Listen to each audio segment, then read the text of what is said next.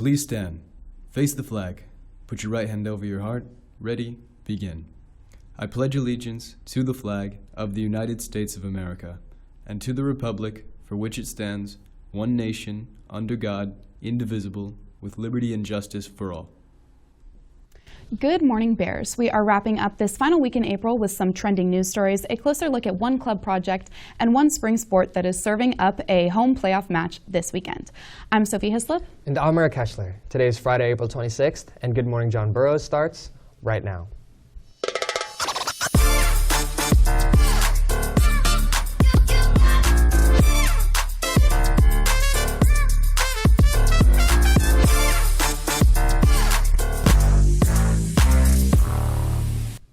Welcome back. Today is the final day to apply to be an academic mentor. Applications are available in your grade level Google Classrooms.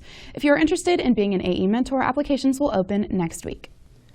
Speaking of mentors, the College Peer Mentors and Teen Court will be hosting a college readiness workshop on Monday.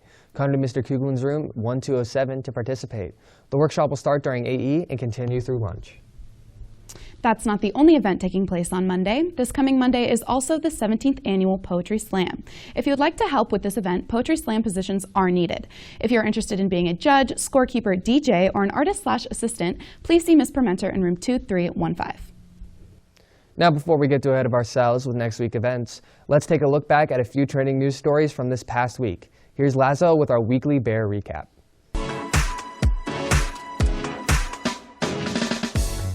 In national news, this past Tuesday, U.S. House of Representatives and Senate passed Senate Bill 1143, banning new downloads, updates, and use of TikTok, owned by Chinese company ByteDance. The bill has now made it to President Biden's desk. In the past, President Biden has stated in press conferences that if any Senate bill banning TikTok were passed, he would sign the bill, no questions asked. FBI Director Christopher Wray sat down with NBC this past week to discuss TikTok and its potential for national security risks, including user data and other algorithm information from its users. Chinese company ByteDance has claimed that banning TikTok would be in violation of Americans' First Amendment rights to freedom of speech and expression and plan to contest the ban. The state of Tennessee has joined 1 out of 20 other states across the country, allowing teachers to carry a concealed firearm in school classrooms across the state of Tennessee for potential use during a school lockdown/threat situation. The bill passed in the state's legislature 60-28. Protests broke out at Tennessee's capital, with many young individuals opposing the state's decision to allow concealed firearms in classrooms. The bill was written and brought to the floor for a vote 1 year after the school shooting in Nashville that took the lives of 6 individuals at Covenant Christian School. Finally, this past week, turmoil has been felt across several private and public universities across the nation. College students across the nation are in severe protest regarding the Israel-Hamas war and demand a ceasefire. Protesters have been arrested and booked for disorderly conduct and threats against other students attending those colleges. Well, that's all for me. Now back to you in the studio. Thanks, Laszlo. The JBHS IMA Swing Night will be in the small gym tonight starting at 7 p.m. There will be live music and a special performance from the JBHS VMA. Tickets are $15 for adults and $5 for students. Maybe you're looking forward to this weekend with a couple of huge events happening.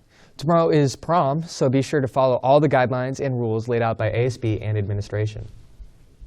Prom is not the only event taking place tomorrow night. A huge congrats to our boys volleyball team who beat South Pasadena and now moves on to round 2 of the playoffs. They play at home tomorrow night at 6 p.m. Tickets will need to be purchased ahead of time. It is the final Finance Friday of April and from Gain Credit Union. Have you ever gone to a store and they ask you if you want to open a credit card with them?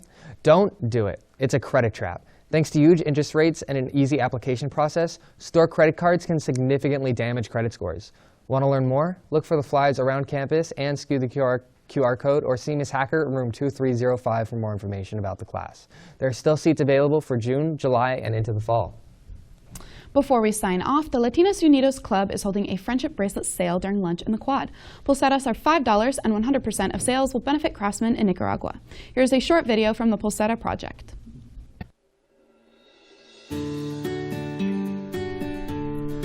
The Pulsera Project is a fair trade nonprofit organization that works with artisans in Central America and provides a market for their handmade bracelets, or pulseras, in schools across the U.S. Each pulsera costs only $5 and comes tagged with the photo and signature of the artisan who made it. Money raised from your school's Pulsera sale will sustain employment for hundreds of artisans and will also fund programs like housing, healthcare, scholarships, social enterprises, and other empowerment programs that benefit the artisans and communities throughout Central America.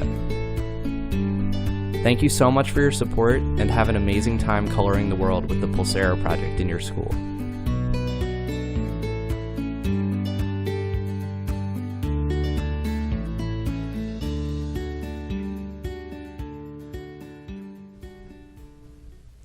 Good luck to baseball as they take on Burbank here at home at 6:30.